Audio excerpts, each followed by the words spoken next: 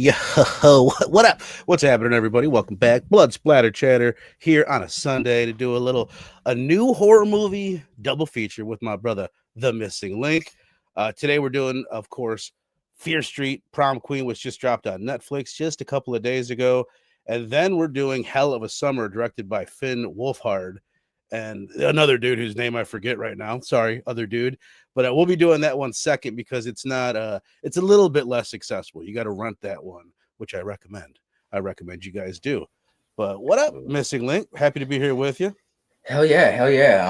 I'm glad to be here. I'm finally glad we're covering Hell of a Summer. I've been like, as soon as I saw you and Stu came to mind as soon as I saw this. I don't know why. I think we had just been having a conversation about horror comedies and it being a hard genre to nail sometimes. Totally. And I saw this and it was by, I don't say breath of fresh air, but it kind of is. But I wasn't expecting much from not to get too far ahead. I wasn't expecting much from that movie. But I had a great time. I'm still very curious to get to your thoughts. So yeah, I've been waiting for this for a while. Hell yeah. Yeah, I'm excited to talk about both of them. And Yes. We're going to start out with the one that I don't think either of them were fucking perfect movies, which makes them fun to talk about because it's fun when they're it's a little bit less fun when they are so good. But I think Fear Street kind of sucked. I'll just throw it out there right away. So this is the fourth movie that Netflix has made from R.L. Stein's Fear Street series. The first three are a bit of a guilty pleasure for me. They came out, I think it was 2022. They came out in 3 consecutive weeks. They went together. It was kind of a big deal. It was kind of like a moment that the series had on Netflix. A lot of people were talking about it, and it's definitely aimed at a younger audience, but it has enough gore in there, especially in the first one that I remember. There's enough gore to kind of like make it feel like anybody could enjoy it. Yeah. But it definitely felt like it was directed at younger kids. So I went into this one fairly excited because I did enjoy the first ones. They all have like around an 80% on Rotten Tomato, by the way. I looked into them and to compare it to this one, the newest one that just came out has a 31% on Rotten Tomato, 5.2 on IMDb, and a 39% Google user rating. So not doing well. But having said that, like you might look at the ratings and be like, "Oh my god, what a dog shit movie." And I wouldn't say that either. It's not like it's a terrible watch. It's just really generic. Yes. And I kept on waiting for them to like, oh, what are they going to do? How are they going to do this to make this whodunit slasher, teen slasher genre like their own? And they did nothing. And then it gets to the killer reveal, and I'm like, fuck, they blew that too. Mm-hmm. The only thing that this one has going for it, not the only thing, because I think the performances are decent. The characters are decent. Yeah. The lead character, she has a decent story going. It's a pretty good performance, but the kills are the main thing that it does have going for it. It could have used a couple more, but it's got some pretty badass kills mixed in. But it was one of those, I'm like halfway through it, and I'm like, does this suck? I'm like, does this suck? Because I'm like, nothing is standing out as being like, oh, this is why this sucks. It's just generic, and they didn't do anything special with it, which by the end of the movie adds up to like, yeah, it sucked. It pretty much sucked. It was, I'm right. You put it together so beautifully. I don't think I can say it any better. You said it. I couldn't articulate it earlier, but the first couple ones were like they weren't perfect movies, but like you said, there was something to enjoy. They're like, okay, this kind of corny, but there's some badassery going on in certain scenes, so we stick around. This was not in that was in the previous films, was not in this film. I watched this twice because I was like, all right. First time I thought I was being a little harsh. I was like, that sucked, so I was like, maybe I really wasn't giving it my full attention. Let me gear up for that second watch. I was like, no, it doesn't suck like you said, but it's just so I've seen this a million times. It feels so generic. The second watch, and you know me, I usually end up watching everything twice. Yes. And more times than not, even on a not so great movie, I'll enjoy the second watch better for whatever reason. This one I started fast forwarding through. Fuck it. I know it's coming. Let's get to the kills. Like whatever. I just wanted to re-see the kills. And it's crazy because it made me because it was something we covered recently, Clown in the Cornfield, made me appreciate that a little bit more because they're both like the same thing in a sense, of going for the same vibe, the young adult. Aiming at the exact same audience for sure. When we did Clown in a Cornfield and we were looking for comparisons, this is what we should have been comparing it to. This is exactly it, because it does have it's got the adult R-rated kills with a little bit of cussing, a little bit of drug use, a little bit of sex, no titties, but also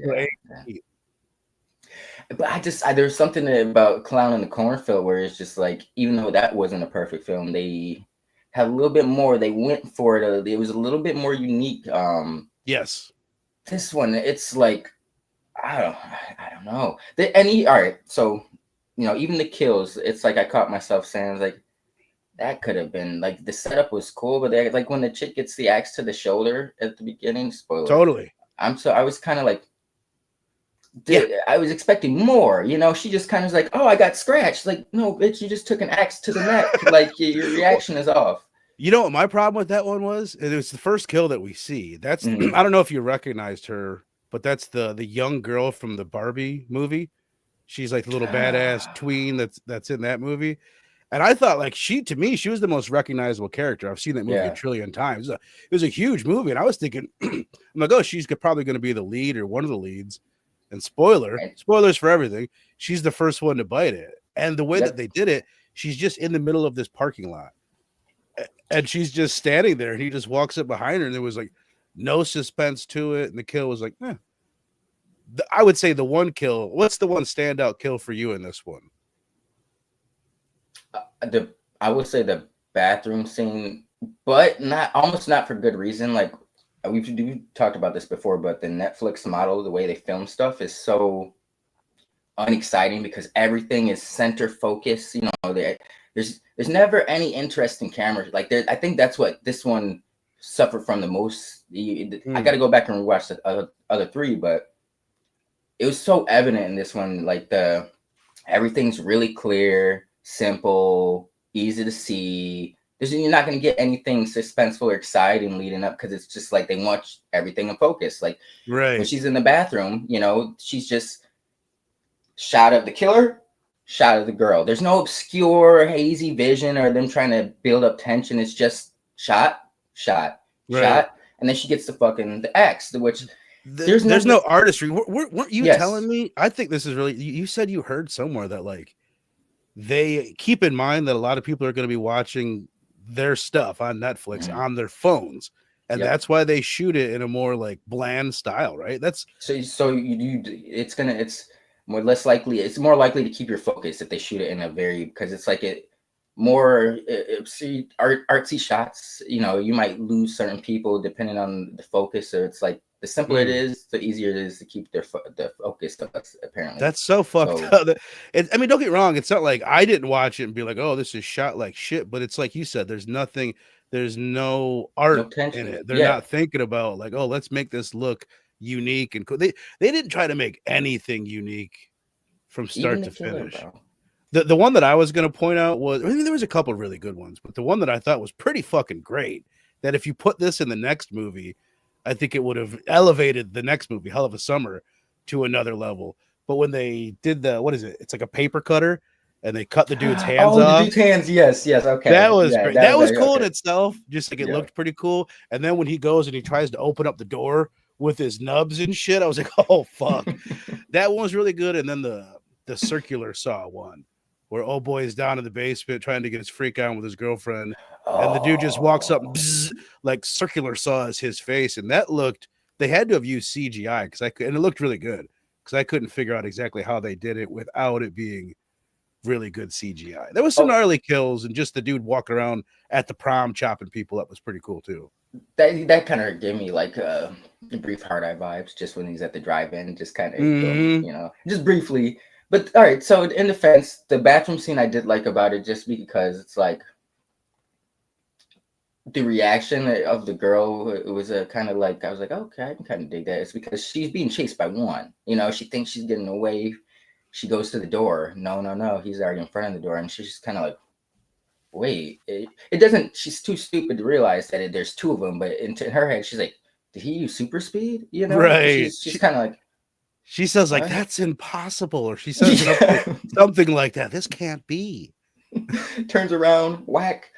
So I did appreciate that because I was like, damn, that's a pretty gnarly way to go out. You're feeling like you're dealing with a supernatural killer with super speed or some shit, you know? And Right. just, but yeah, that's this movie is, I don't know what, because it's not like the other three are much different, but they are, you know, I can't Mm-hmm. really, I guess they go for it. Well, you know what it was for me? I think like the first three, the first one is a pretty standard like slasher, kind of like this, a Yeah. bunch of teens run around. There's some pretty good kills. There's one great kill at the end of the first one with like a bread slicer. Somebody's head gets run through a bread slicer. I thought was Mm-hmm. great. The second one, they do a throwback to uh camp slashers. It's like a Jason homage, and it's Mm-hmm. got the redhead from Stranger Things. I thought it was pretty Sadie. cool. Nothing special.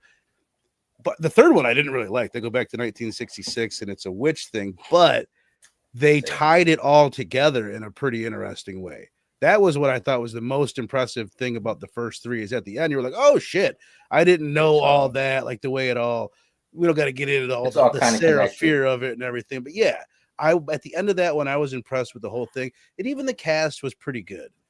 And Mm-hmm. this one, Yeah. you know what I hate about this one, and I hate about like so many fucking movies, is the over the top bullies, which we've seen in so many movies. It's the most overdone trope, and it works. Like you absolutely hate that Tiffany girl, and Mm-hmm. you hate her little minions and all that. But I don't know. It just stands out to me. I was like, God, how many fucking times do we get to see this same bully girl in another movie? That there was nothing special done to it. There was nothing unique about her character. And then spoiler, she's the fucking killer and her family. Surprise. Yeah, Yeah. which we get into. It's like I keep on thinking through the whole movie, I'm staying because I know it's a murder mystery. I'm staying because I know we're going to cover it. But it did Mm-hmm. keep my interest.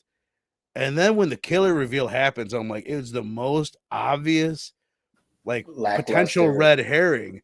It's like the Mm-hmm. people that were acting the most bullyish and the craziest during the movie are the killers. You're like, well, duh. It was so. What'd you think of just that? Like the reveal? Bland is bro. I rewound that scene in the first watch because I was like, did I miss a crucial, like, because it didn't hit me. I was like, that's the reveal. I was like, I missed something, you know. And no, I didn't miss shit. They just, the execution was bad. I was gonna go the cast, even the main girl, she did fine. But I'm thinking about like the first movie in particular. I remember watching that for the first time and like kind of being like, this cheesy shit. These kids are, Mm. but I actually enjoy. I'm on a rewatching. Those are some endearing characters. Like, I don't want to say endearing, but they're likable in their own way. Like, you No, know, you they got the are. stoner kid, the geeky kid who's trying to score with the girl. Like, I like those little arcs they go through, and some of them meet some bad fates. It's I was kind of like, damn, bro, that Right. sucks. This, I didn't feel any of that in here. I was just like, okay, cannon fodder, or, you know, kill, Mm. scream, kill. You know, there's, and you know what pissed me off is because I love when movies go back and do like time period pieces, like the 80s. Like, what was that one we covered where she goes back to we save her mom? The Oh, killer.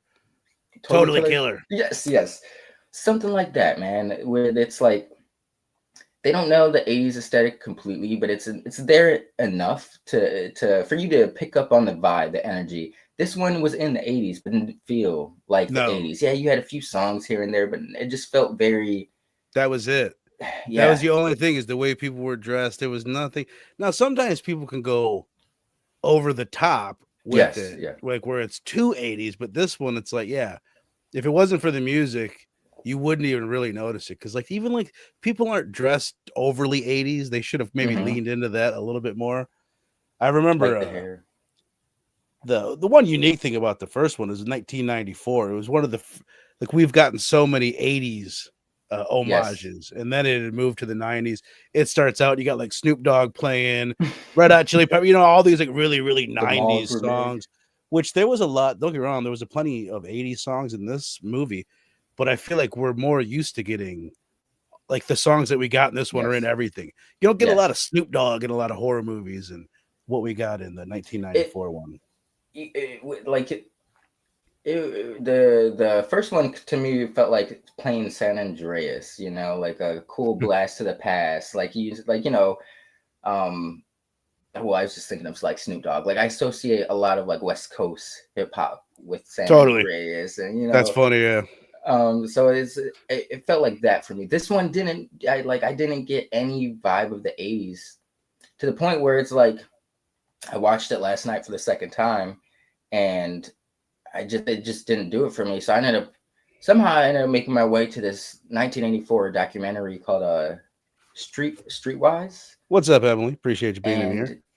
It was not to be your topic, but it was a documentary about teenage kids living on the streets of like Seattle in 1984. Pretty badass, pretty interesting. And it was interesting because after just watching part 4, Fear Street, the juxtaposition of like the cheesy 80s shit and what was actually going on in the 80s, I was like, oh, no wonder. Like that shit wasn't hit. It's like it took place in the 80s, but they didn't do anything. Like even the cadence of how people talked and stuff was a little bit, it was different in the 80s, you know? So and they didn't try to know any of that. It just, the other ones never felt like, there was shit I would change, but it never felt like a waste of time. This one was borderline, felt like it was straddling waste of time. Right, twice. You know? Yes. Twice it felt like a waste of time. Unfortunately. You know what I was thinking was, I was like, these kids are so goddamn young. And then like, it's like, do I prefer my teenagers to be played by people in their mid-20s, like every 80s slasher? Because like most of those Friday the 13th movies, I feel like the characters are supposed to be this young, just played by older actors. But something about it, I don't know, it almost like makes it so I enjoy watching those movies more as an adult now than I would back then. You know what I mean? Or not that I wouldn't have enjoyed them as much back then, but there's something about that that's interesting. I did just want to touch on it real quick because I mean, I don't have a fuckload to get into on this one, but the red herrings. Because that was like one of the biggest downsides. You could save this movie with a good killer reveal. You know what I mean? It could have made it all worth it. So I'm looking at like, who the fuck were we even supposed to think that it was? There's the main character's mom, who was framed for murder back in the day. To me, that was one of the big like downsides of the story that just felt like a loose end. Didn't you feel like she was going to play a role at the end of this? Some kind of role where she would fit back in. They missed that. There's the janitor, who's just this like overly creepy janitor guy talking about shoving mops up his ass to the principal and shit. I was like, whoa, Jesus Christ. Just totally thrown in there just as a red herring. There's like, okay, there's this really sus guy. And then there's the lady from The Conjuring, who's like, she's got the cross on it. Yeah, is that what she is? She's the principal or the superintendent or some shit like she's that. Like a teacher or a principal, or she's someone there that's like keeps talking to the main character that knew her mom. She's giving her all this advice. And then you have on the second watch, I noticed there's one or two times that the camera will linger on her and she's just looking a little bit suspicious. And then there's the bully. It took me a minute, dude. I had to look it up. The dad who ends up, he's a hard red herring that ends up being the killer. Your killer should never be that big of a red herring during the movie. I don't know. I guess that's not true. Because then when I look at Scream 1, you've got those scenes with Billy and Stu where they're being really, really fucking weird. They're in the video store. They're acting like psycho killers. But there's something about like the way that they fake you out. We just killed Billy and then Billy comes back to life. That's what kind of lets them get away with it, makes it so effective in that one, right? Yeah. And you know, and to a degree, it's like them teenagers being teenagers. I think we all have been there. It's like being as a teenager, being edgy is the ultimate goal. Like nothing, right? You know, nothing phases you because you're invincible.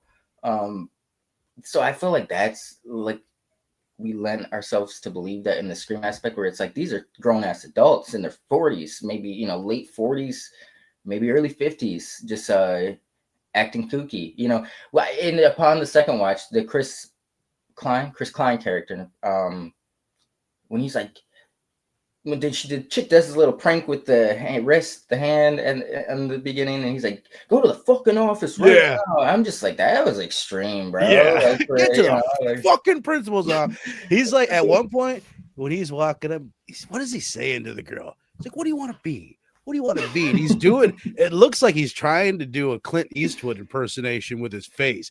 He's like squinting his eyes, and he was, what's his name? Had you seen him in anything else since American Pie? Hell no.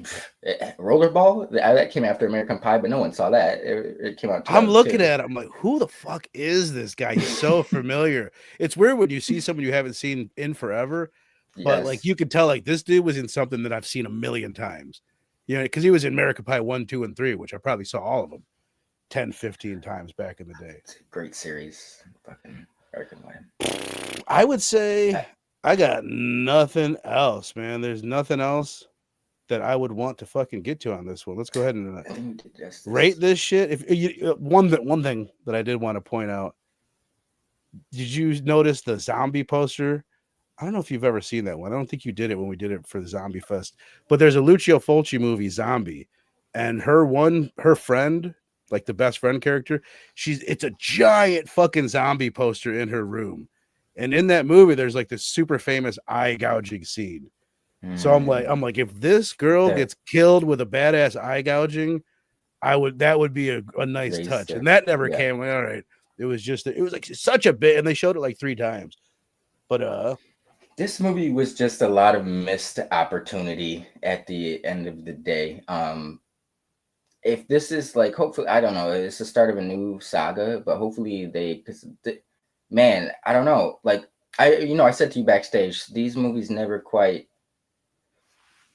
They're almost there, but they never quite do it for me. That's not true. It's just this one. The third one's I always kind of went into a little trepidatious, a little hesitant. And there was stuff to enjoy there. It wasn't perfect, but I was like, okay, that it wasn't shit. If I was a teenager or a kid, I would love that shit. I'm just too jaded now as a man in his late 30s. But this one, I feel like even as a teenager, I would tear this shit up. I wonder, yeah, I do wonder that. Like, what are the kids gonna think of it? It's different when it's not just that we're older, which is definitely a factor in it, but we've seen so many movies like this that you know what I mean? Where if this is the third slasher that you've ever seen, you might be like, fuck yeah, those kills were incredible. Because it really isn't like it's not like terrible. You don't really want to turn it off, especially on a first watch. But it's just that's what makes me mad is like it had potential and it's got something there, but it's so on autopilot. There's nothing here where it's like even in the first ones, it's like it's generic in a sense, but they were going for something. They took certain chances. They don't really do that in this one. No chances, and it just seems like even the director, what is his name? I had his name a few minutes ago. Matt Palmer just hasn't done absolutely anything of note, which isn't the biggest deal, especially for something like this. But it just does seem like they didn't really care about this one nearly as much. Like, all right, let's cash in on this one. But let's go ahead and rate this bitch, and then we'll get on to Hell of a Summer. So out of 5, what you thinking, man? What are you giving Fear Street Prom Night? Is that what it is? Do I have the wrong fucking name for this thing? I do. No, I've got this video titled the wrong thing. It's Fear Street Prom Queen. I've got it titled wrong. That's all right. Same shit. I'll fix it. It wouldn't. I'm gonna give this one a 2.75. Like it's a watchable movie, but there's nothing really exciting going on. None of the reveals ever land. There's a lot of just misusage of stuff, like the red herrings. Like nothing is ever like, oh, okay, it's all kind of like all right, okay. But I think I'm right exactly there with you. If they had, and this, not to say anything too negative about Hell of a Summer, if this movie had Hell of a Summer's kills, I would give this like a 1.5. Yeah, you know what I mean? Because that's the big. If you took all the kills from this movie, you put it in Hell of a Summer, both of the grades are completely different. I think this could have been split. It was a little bit saved by the kills because they were pretty great, especially the paper cutter one. But yeah, I'm right there with you, man. 2.75 from both of us. Let's go ahead and move on. I guess I had these. I could have done this the whole time, but fuck it. Let's do it for this one. Let's bring up a little visual aid. I like that. But nice. We'll get into Hell of a Summer now. This is one of those movies that annoys the shit out of me, and I know you feel the same way because it says 2023. This thing just released in the States in 2025. It's on video on demand now, but it released in some festival in 2023. It was actually shot even before that, when Finn Wolfhard, kid from Stranger Things, when him and Billy Burke, when they directed this thing together, Finn Wolfhard was only 19 years old. What? Right? Isn't that crazy, man? They met on the set of Ghostbusters Afterlife. They're both in that movie. Then they did another movie together, and they decided they found out that they had a lot of same interests. And how cool is it that like Finn Wolfhard, being that young and being that successful with Stranger Things, was able to get this movie made? And I guess it wasn't that easy. Like he did have to go around and like find someone to produce it. It ended up being produced by Jason Bateman's production company. Wow. But they're like, we want to make a movie together, and they're making another one after this. They're together. They're doing Idle Hands, the reboot. No way! Oh my god, bro! That I'm so I'm not gonna lie. This movie made me. Finn Wolfhard is it's interesting you say this was filmed so long ago, because lately I've been kind of like, I want to say he's got like he's growing out of his boyish looks, and this one I was kind of like, he's kind of got the boyish thing going on. Yeah. Like, is the makeup they're using in Stranger Things? Right. But he's season 2 Mike or season 3 Mike. Yeah, exactly. Yes, yeah. But it makes sense now that it took, but this movie, and the fact that I didn't even know that, the fact that he filmed this when he was 19, got this off the ground, made me put some respect on his name. I thought he was just like some kid actor who's, it's not nepotism, but it's like when you start as a kid actor, it doesn't even matter if you're still good after a certain point. It's just you've been in the business for so long, right? You're gonna get work. I just loved it. I love that this is what he wants to do. That he's taking it there. That he's kind of got the balls to be like, no, fuck it, I'll make a movie. I'll do the whole thing. We'll write it and we'll make it. And plus, just like I like the idea of these two kids together, because the other one, David Burke, make sure I'm getting his name right. He is Billy Burke, sorry. He's just a couple years older than Finn. And the fact that they're doing another movie together already, they've been in 4 movies together at this point. They got a good, cool little duo to be so young, to be coming up together and doing this. Could you imagine the fucking fun that they're having doing That's this? what I'm saying. Like this from a 19-year-old or someone in their early 20s is like, it's a passion project. This isn't something they're like looking for a big break. This is something clearly they wanted to get out. There's something they enjoy, they had fun with. And I think you can tell like throughout the movie that this is just something fun. There's something that they've been This is a passion, something they really love. This is coming from a place of love. To be honest, this kind of made me think of Blink Twice. Is that what, or Don't Blink? Or Blink Twice. Okay. In the sense, not in the sense of a style, but the fact that this doesn't film like a first time film. Filmmakers, first outing, so there's something very almost prestigious about it. The fact that these are 19-year-old kids born at the end of the 90s, early 2000s, right? Emulating probably this. 2000s, bro. Yeah, no, they're born in the 2000s. We're old as fuck. I will sorry. I was gonna say, just like my overall, I think its strongest aspect is how funny it is. Yes. Like to me, that's definitely what, because it's got all the same things going on in it as the last movie that we did. Well, I guess the other one wasn't trying to be a horror comedy, although it could have been a lot funnier. The Fear Street Prom Night, for those just watching this chunk, that could have used a lot more humor. This is a horror comedy first and foremost, and I thought it was really fucking funny. Like, I watched it twice. I laughed hard the first time, and I laughed even harder the second time, which says a lot about it. But the biggest downside that it had was the kills.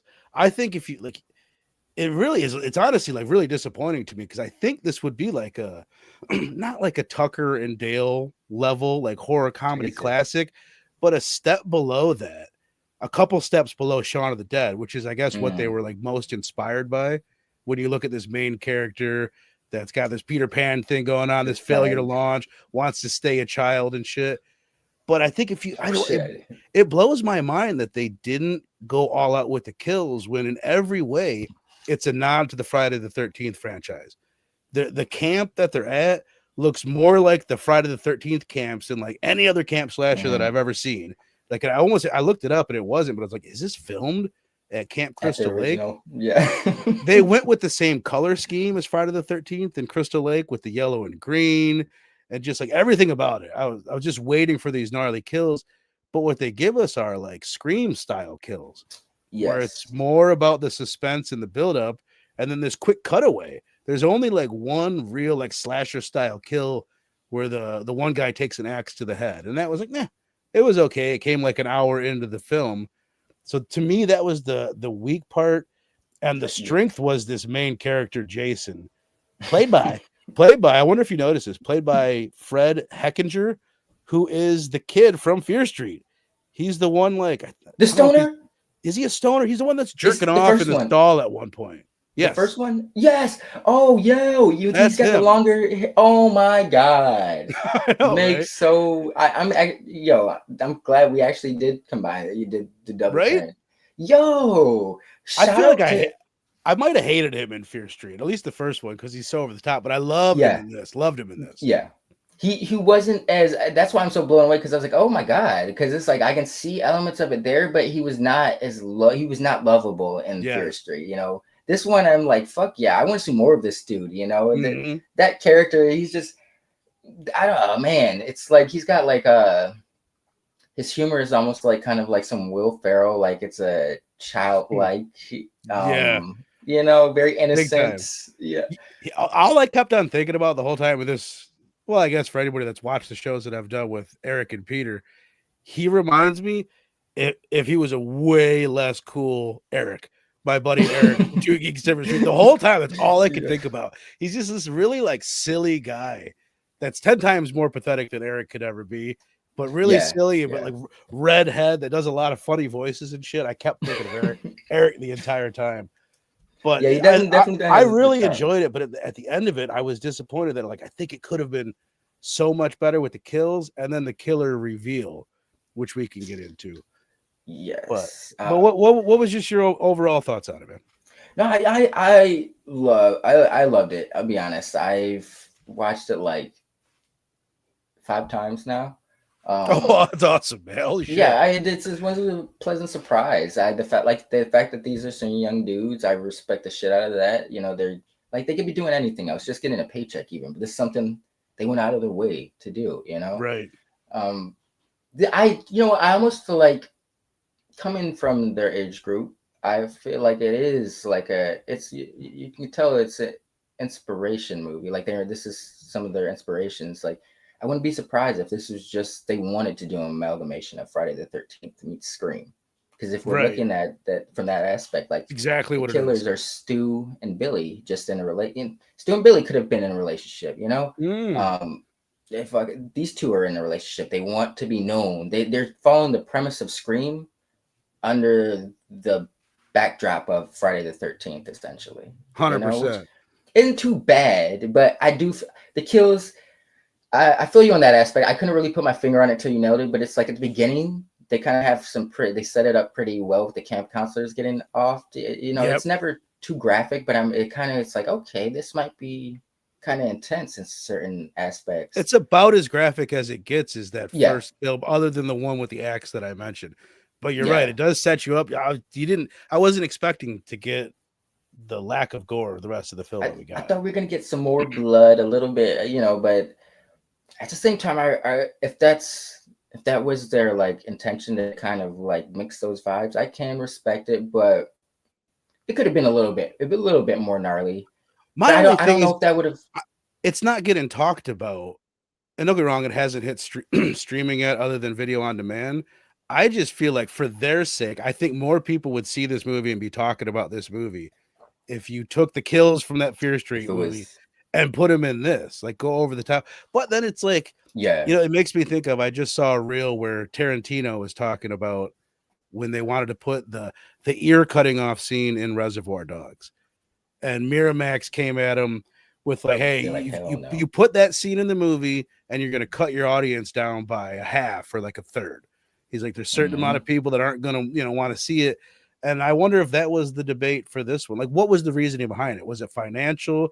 Was it just that's what their taste, you know what I mean? Do they prefer that in a movie? And my thought is, if that's what you prefer, then why are you homaging Friday the 13th so hard? Because you're Yeah. setting this up for something that you're not going to give us. You know, I mean, at the same time, they are young twins. You know, this is at the time when they're making this. I couldn't even fathom making a movie on this level when I was 19 years old. You know, so I don't. Maybe it could be lack of, just what's the word I'm looking for? I'm blanking. Jesus, just lack of, just life story. You know, I mean, you got to go through things in order to experience. I'm so sorry, I was blanking on that. Lack of life experience. You know, so it's like, but for being that, but I don't know. Part of me thinks it could be them trying to amalgamate Scream and Friday the 13th, where it's like you're saying, visually the backdrop, we think we're going to get something like Friday the 13th, but it is, even Scream is a little bit more bloody. Yeah, I think Scream is a funny one, man, because it's gotten more intense. Like the last one was the most like brutal that Ghostface had ever been. But you still don't really get that much gore, which I never complain about in a Scream movie, because that's just kind of what it is. It replaces the gore with the suspense and the lead up to the kill, which I think is something in this one of the things, because it's like looking at this movie, like, oh, can Finn Wolfhard and Billy Burke, can they direct? And I would say definitely it's like the strong suit of the movie is the way they carry like the main character's story and his heart to the end of the movie.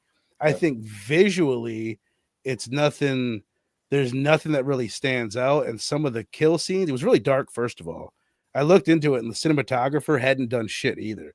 And a lot of times if you have a really young director, they'll go out and they'll find a really experienced cinematographer that could damn near make the movie for them. Like as far as like the way it looks and everything. I thought there's a handful of kills where there wasn't enough build up and enough suspense and cool shots and shit leading up to the kills. And then the kills were underwhelming too, which is, like I said, like I finished the movie, I watched it twice and I'm like, I love this movie. But at the same time, it's like, damn it. Like, why, you know what I mean? Like it's not going to find its place in horror history. I have a strong feeling it's going to go under the radar for most horror fans because of that. I could definitely see that. But, you know, it's like the fact that you bring up the main character's journey about how it's the Peter Pan thing of not wanting to grow up. It's, I almost feel like curious to wonder or think if they're making a statement. And it's like, do you have to be do you have to be extreme and gnarly to be a standout horror, to be qualified as a good horror? You know, can you know, does it have to be super bloody? You know, so I don't know. I don't know if they're speaking on that. It could have been a little bit more, but I'm willing to. The fact that there's young adults making this, and it's got such a degree of professionalism, or like, I can feel the passion coming from these guys. Like they weren't around for the 90s either, you know, but the fact that they've nailed this aesthetic, it's because it doesn't take place in the 80s. It takes place modern times, but it feels like it's definitely homage in that whole 80s thing. And 100%. They nailed that. So I respect that to a degree. So I'm willing to, because they nailed certain areas of the movie so well, I'm willing to, be less critical of the kills. But I think they did it. There were a few missed opportunities where they could have made it at least have a money shot, you know. I can understand not every kill, but I'm thinking of like I was gonna say the blind gay dude, but he was only blind. He wasn't really blind. He got blind on mistake. But the gay dude, it's like he had one of the more brutal kills, and I feel like they could have spent a little bit more time on that one, since they're already going there. Could it even be money? You know what I mean? Because it didn't have a big budget. I think the budget was only, I guess it doesn't. I don't see the budget here. Just the box office. The box office was only $3.2 million. So I hope the budget was lower than that. But I mean, it could be. That shit's expensive, and not, you know what I mean. There's not that many people that are good at doing good practical effect kills these days. A bit of a lost art. And it's like and now that you bring up budget, it's like, could they have afford like a Greg Nicotero or someone of prestige? Probably not, like. Trying to look up the budget. I can't find it. How about the kids. This is something that I liked about it too. Like it felt the dialogue was super fresh. I thought that was another highlight of it. The kids in this one, again, to compare it to Fear Street, you could tell that was written by adults. You could tell this was written by kids. Like just the way that they talk, the way they are with each other is another kind of like strong suit of the direction. Is like the way the characters interacted was supernatural. Not supernatural, but very natural. He's a dick. Oh no, he just acts and dresses like. Yeah, it's my favorite line in the movie. I have it in mind. Oh no, he's not a dick. He just looks and acts like one. Yo, what's funny is I know people like that. I instantly thought of like my buddy Jay. It's like, no, he's not a dick. I get why you would say that. I was like, that's one. Me. That's he me. Acts like one, but he's not. I promise you, he's not. It's so funny. Yeah, bro. The kids are so fucking like nice to each other and understanding. Like that was a big. At one point, Jason says something to make fun of one of the weird ones. Everyone's like, "Oh my, you take that back." He did not mean that. Like I thought that was kind of like telling of how kids are in this era, just a little bit more considerate of each other's feelings and microaggressions and absolutely and bullying. Like I wonder how. I don't hang out around with too many teens, but I wonder how. Like, is it true? Like, are kids more self-aware of like bullying and shit? To a degree, but I almost feel like because of like social media and the whole herd mentality, like. You know, at one point there's a pitchfork scene where they're all like, "We gotta get him," and no one has any facts. They're just like, I'm gonna side with him." That's indicative of the times where people are just like, "Fuck yeah, this person's riled up. I'm gonna get riled up. I don't even know why I'm riled up." You know, like I thought that too because they're all so nice to each other in the moment, but then they all turn on Jason at the drop of a dime, and they're terrible to him. Yeah. To get back to speaking on kids being more tolerant in this day and age, like even at the beginning when Finn's girl is talking to that curly headed kid, and he's almost a character no one really likes, but no one ever just tells him like, "You're a prick, bro, piss off." Yeah, with the peanut allergy. Yeah, with the peanut. It's so funny.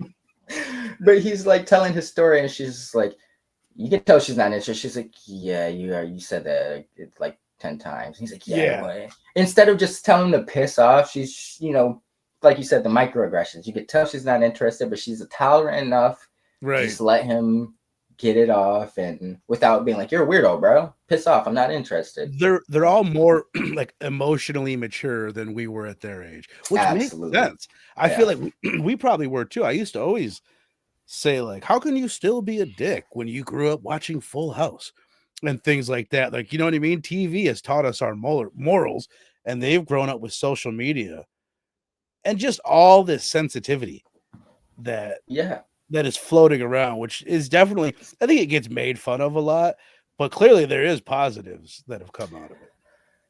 In the long run, yes, it gets made. Anything that's different or than the norm is gonna get made fun of initially, because it's different. That's how it's not what we're used to. But in the long run, I think like that, it's easy to call it being sensitive, but in the long run, I think it is like the best course, and then there won't be viewed as being sensitive like 100 years from now. It'll just be the standard. Not even in a negative way. I mean, they are sensitive, not like, "Oh, I'm sensitive, don't break me," but more of like, "I'm sensitive to your feelings." Understand? Is the vibe that I get. They're more like aware of like, "Oh, I might hurt your feelings. I'm gonna try to avoid that."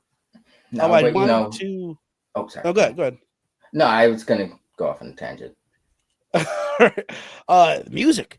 I thought the music, man. First of all, the very opening scene when they kill like what are John and whatever, or like the camp owners, right? That's the way you take them. They own the place. When it's so bad, it's like very John Carpenter inspired, which so many things are, but it's got like this heaviness to it, and it's got this kind of modern feel to this synth, where it's like like an EDM like drop, like build up. It mixes that EDM drop with the John Carpenter 80s synth shit, and it was badass. And then they're mixing in all this like, I didn't know many of the songs, if any of them, but like 70s kind of country. I don't know, a bunch of like really cool burnout music. It's kind of the way I took it. The music was fire, like really, really, really excellent, especially coming from some kids. Like if they picked this music out. Bro, everything, you know, I think they just nailed the vibe, the aesthetics for this movie with like said, like, you know, this was clearly inspired by like 80s slashers. And like you said, like got some great music choices to kind of add to that air of 80s-ness. Yeah, like the stoner music, you've said it better. I was really just blown away by this, like, because I was like, damn, bro, I wish I couldn't see myself making something of this pedigree at 19 at any aspect, you know. I mean, it does help that, you know, he's been in the business since, you know, before he was hit puberty, but, you know, could you imagine just like coming up like that? Clearly he's the guy that's been asking questions and paying attention, which I can respect, because not everyone does that.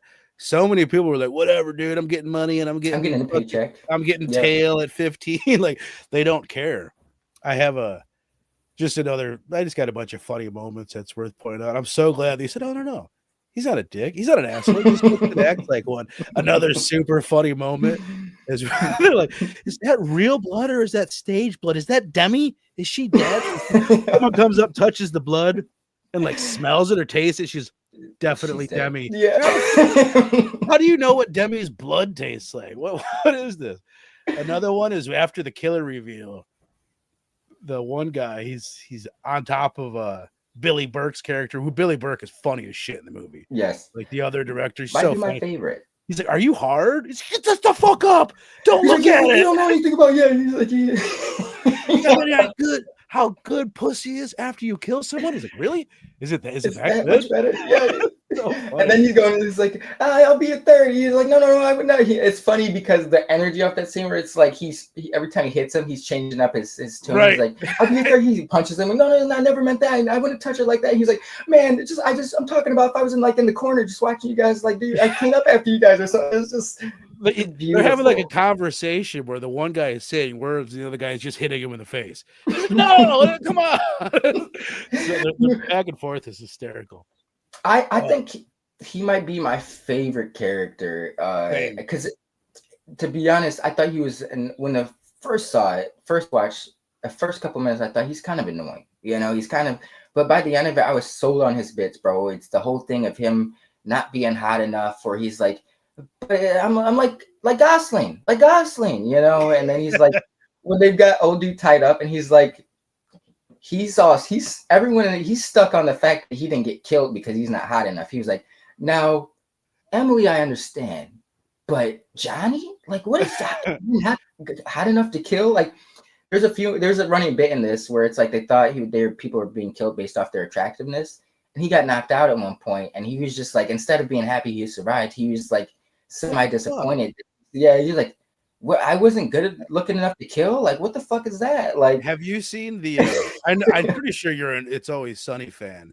Yes. But there's an episode where Mac is upset that he wasn't molested as a kid, and he thinks it was because he wasn't teacher. Yeah, the principal, Mr. Belden from Saved by the Bell. He's like going over there wearing short shorts. I thought that was so funny.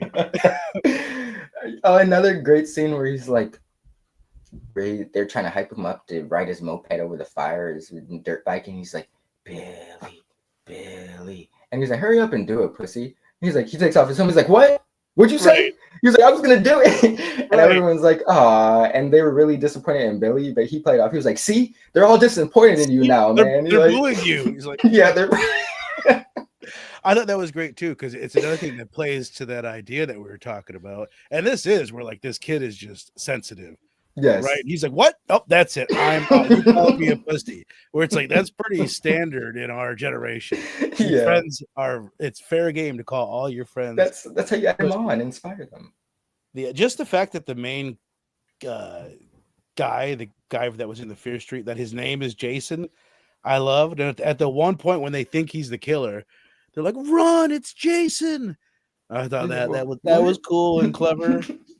Yeah. All right, let's talk about the reveal, the mystery reveal, which again, this wasn't terrible to me, but it was like it could have been better. Early. Yeah. I think it could have been better. Yeah, it was one of those. I feel like we've seen this a lot I don't know about recently, or I've just noticed it a lot. Like instead of, because there's the Scream style, your standard slasher, whodunit slasher reveal happens in like the final 10 minutes, if not less, of the movie. You get the reveal, you kill the person, and then the movie's fucking over.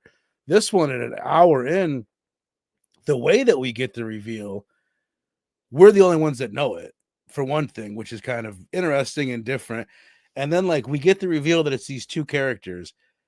And my thought is like, like I didn't remember enough where they, especially the first time, like where they had went. Yes. We've got Demi. Oh, Demi was the one that was killed while she was sleeping, it looked like, killed in her bunk. And then the other one, we just saw the killer like walk up behind them and it cuts away, and we assume that they were killed then. And they were on a rewatch, like, no, they were memorable enough characters that they stood out, but I didn't remember like when they had left the movie and why they were gone and whatnot. So I was like, oh, I guess they must have disappeared at some point during the movie. Do you remember your first time watching it? Were you kind of like, Yeah, just because it's like they honestly, if looking back on it, they didn't get. Maybe the chick did, but the killers. Well, no, I'll try to make it spoiler free as possible. Oh, fuck it, spoiler. I mean, whatever. We're doing spoilers. I just couldn't remember their names. It's Demi and her boyfriend. Spoiler. Yeah, he's actually the dude killer from the show called Reservation Dogs. Okay. But the killers, they didn't get much banter with anybody else. If you looking back on it, like Demi interacted with a few people, but before they died, they didn't really talk much with anybody. There wasn't anything. Yeah, he kept saying like the story. And by the way, I'm a liar. I'm a liar. Yeah, which I thought was funny. It's another one where it's like talking about how the kids are all so sensitive to each other, but mean to Jason.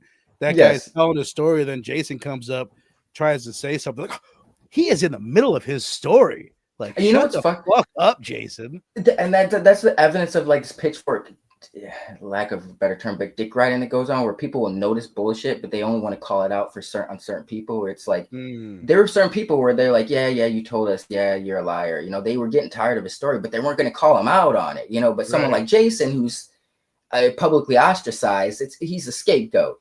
But it's like the person, they see the bullshit, but he's like the cool guy, the friendly guy, everyone likes him. They notice bullshit with him, but they can't call it out on him because he's the public. Everyone likes him. Right. Yeah. But there's people tired of his shit. That was an interesting thing. Whereas Jason's like the nicest dude ever. He's just honest, genuine. And it's like, that guy's too real. He's too real. Fuck him. He's weird for being himself. Right. Plus, he's trying to put himself as in like the role of the leader and stuff. Like, he's older than everybody. I love the point where Billy Burke, when he first sees him, I was just thinking that. They're going back and forth, and he's like, "What's your name again?" He's like, "What do you mean?" He's like, "I've went to camp with you for 8 years." That was so he's fucking like, funny. Eric. He's like, "No, Jason." He's like, "No, not ringing a bell." And it's funny because like I love the bits in this movie where it's like there's moments where it's like they could just brush past it, but it's brought up again. It's like after Jason gets rescued because they thought he was the killer, they're gonna kill him.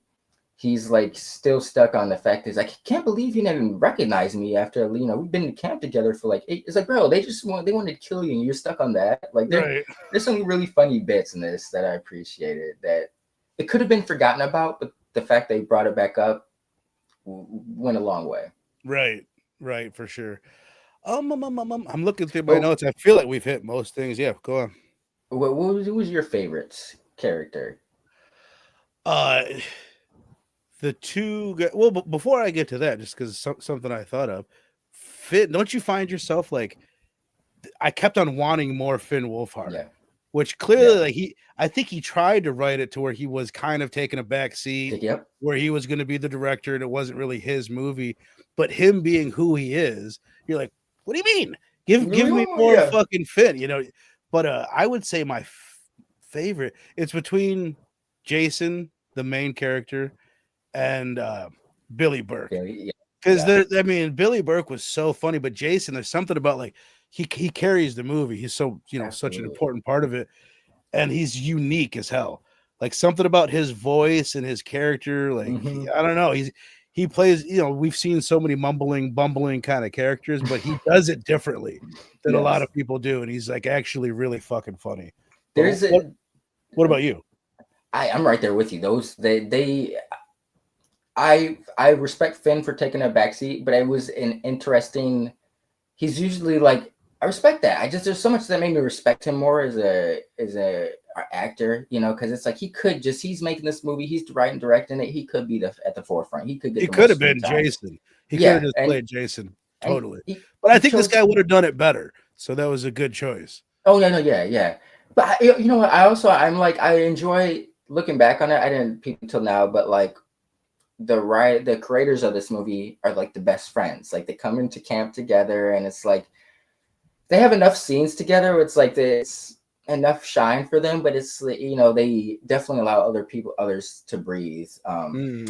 Finn, this was a cool role for him because he could have been like the ladies' man, like he was like it's cool to see that he doesn't take himself so seriously.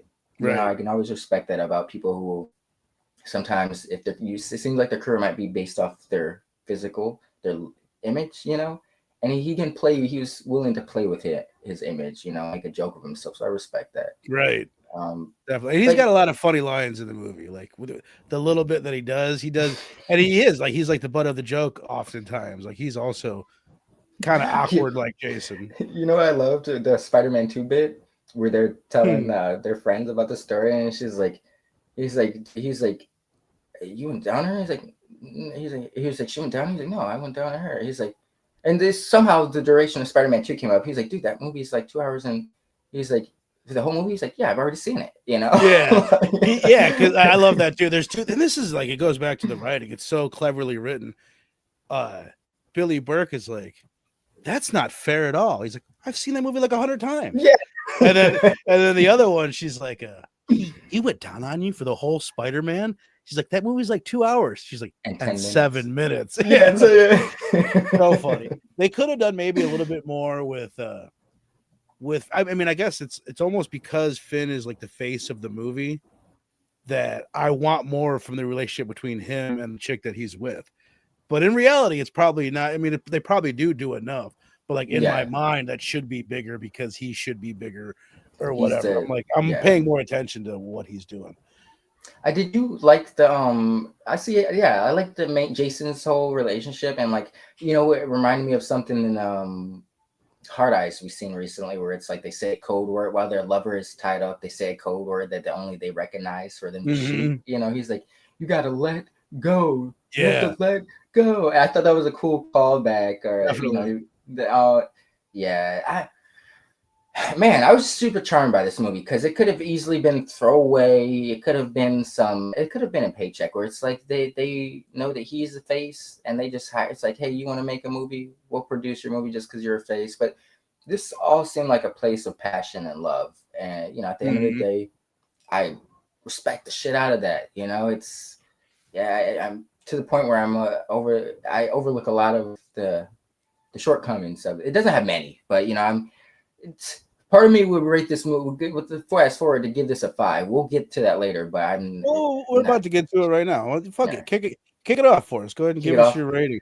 I was gonna point out, and don't get me wrong, I wanted to read some reviews to see like what people are saying about it, which I don't do too much, but I just kind of poked through them, and most people have the same problem that I have it to a degree. Most people seem to. I don't think most people found it as funny as I did. Just go to Rotten Tomatoes. This one, that someone gives it a good review. Just reading the first thing that I see. Randy Myers says, "Hell of a summer, made me laugh and kept me thoroughly engaged." I agree.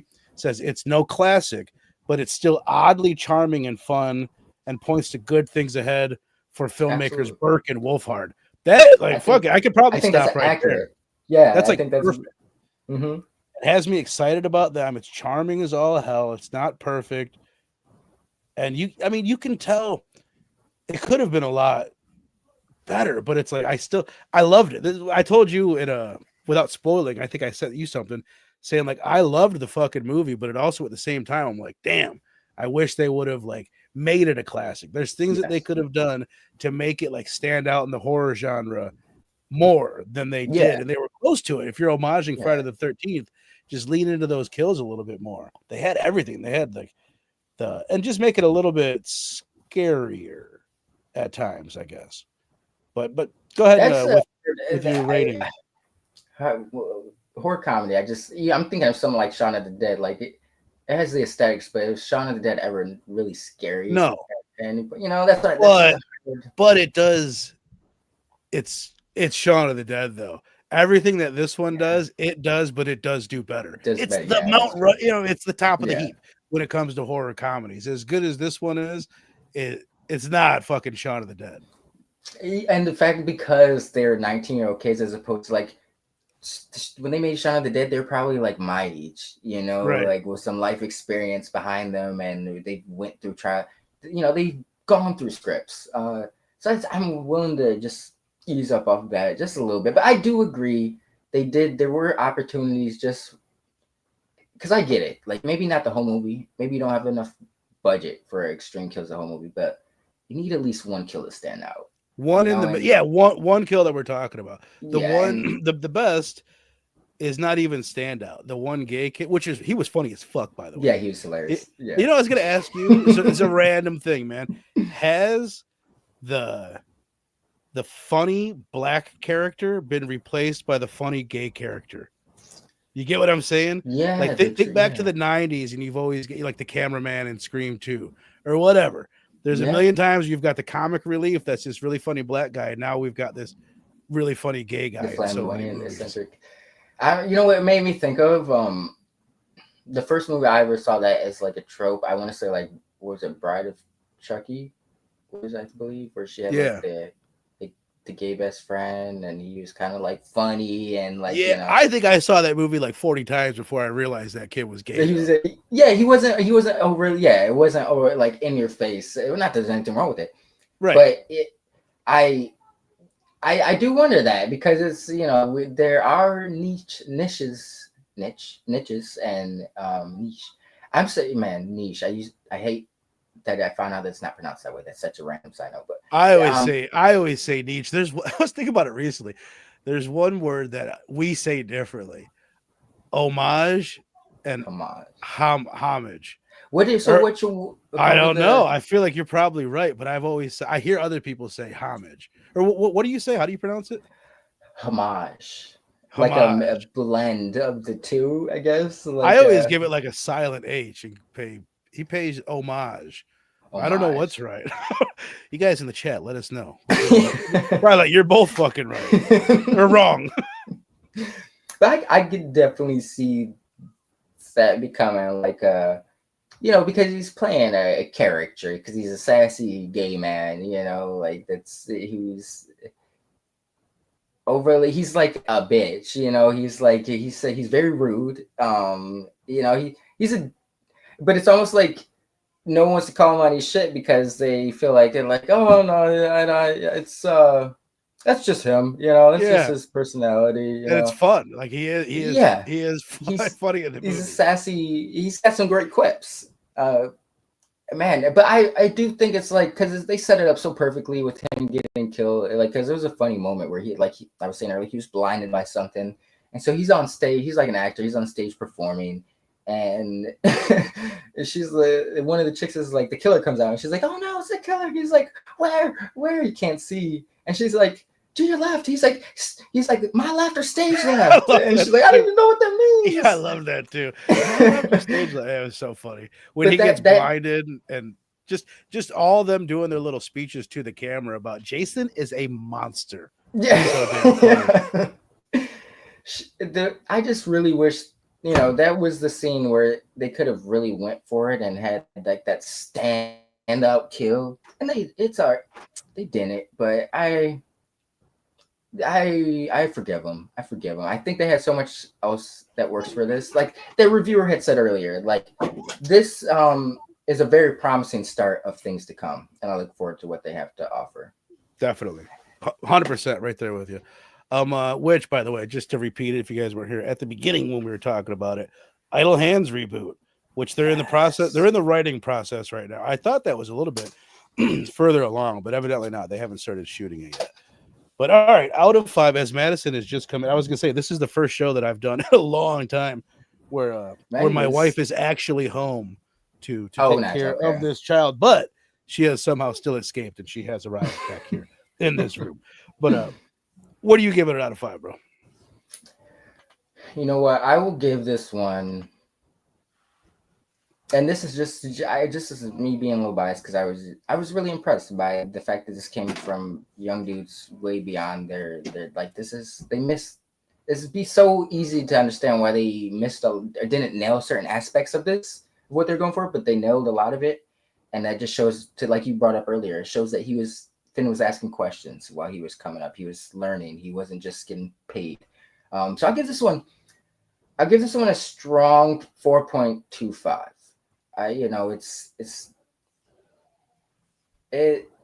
It's not iconic, but I think that a few years from now, I think it's definitely got potential to be a cult classic. Like it's like a diamond in the rough. Right. When I saw the trailer, I wasn't like expecting much. I was like, I'll go see it, but this trailer isn't something that you're like, I gotta go see that, but the movie is the movie is definitely worth your time, and I think you'll enjoy it. It's 4.25. Madison is refusing to leave the room. I'm gonna go I don't know if I didn't enjoy it as much as I did as far as the comedy of it, like I think like a 3.5 would be a fair grade, but I'm gonna go as high as a 4. I've already mentioned like the issues that I had with it, but you can't really make up for how charming the damn movie is. Yes. That lead role played by the kid from Fear Street, just to say his name one more time. What the hell was his name? Because he was really goddamn good. It's actually Fred Heckinger. Fred Heckinger, and then Billy Burke was the co-director with Finn Wolfhard. So damn funny and so entertaining. Like I watched it twice, enjoyed it so much the second time too. I already mentioned like the issues that I had with it. The killer reveal, it's a pretty big deal when you're doing a murder mystery. That could have been quite a bit better. But I did like both the killers as characters. Like they were both funny in the movie too. Well, okay, my bad. Not to deviate too much, but I meant to speak on this earlier. That's one thing I noticed with the killers is like it kind of played it when I said they didn't really have much screen time bantering with the cast before they got. If you go back and look, like their kills are very, I guess, kind of foretelling, or like they're kind of because it's very quick cuts. Like if you look back in the context of these, like because you see Demi talking to she thinks she's talking to her boyfriend. Upon the first view, you think that she doesn't realize the killer's there, but it makes sense when you realize she knew he was the killer. He was in the killer gear. They're getting dressed up to kill. So they just set it up. And same thing when he got killed. He's taking a piss, he hears something, and then the killer's behind him, which was Demi, but it was just like they were. So it's like those quick cuts make sense in that aspect, but see, I was my bad. I was thinking of that because I was like, maybe it's like they were trying. That was just like their style, but it's like those quick cuts kind of were throughout the rest of the kills as well. So I do agree. The kills could have been amped up a little bit more now that I'm really reflecting on it. Sorry. No, you're good. I'm half distracted. This kid's over here beating the shit out of stuff. Let's wrap this thing up before this child destroys my entire room. So yeah, a 4 from me, a 4.25 from The Missing Link. And what we got going on Monday night, both of us tomorrow night, we're both going to be over on Pop Culture Philosophers. He's doing his anime thing. Madison, hold on, I'm wrapping it up over here. He's doing his anime where they've been talking about anime movies all week. Any Monday. So Ninja Skulls, I've never seen it. Again, you'll be there with me as well. Yes, and then your pick coming up on Wednesday. We're doing Eden Lake, 12:30 Central Time on Wednesday with Brother Stu and The Missing Link. Never seen this one either, man. So I'm really excited to check them both out. This one, it's streaming a bunch of different places for free. So go check it out. Come out and hang out with us on Wednesday. Hell, motherfucking yeah. I pissed her off. Now she left. But hell yeah, man. You got anything else going on you want to mention? No, man. Just be here Wednesday to cover this. It's not a classic, but it's an interesting film. Interesting, brutal, gnarly film. It seems like a bit of a. It definitely gets talked about quite a bit. I've had it recommended. I hear mostly good things about it. Most people do say, yeah, it's a brutal ass film. So again, I appreciate you guys hanging out with us, and we will see you on Wednesday.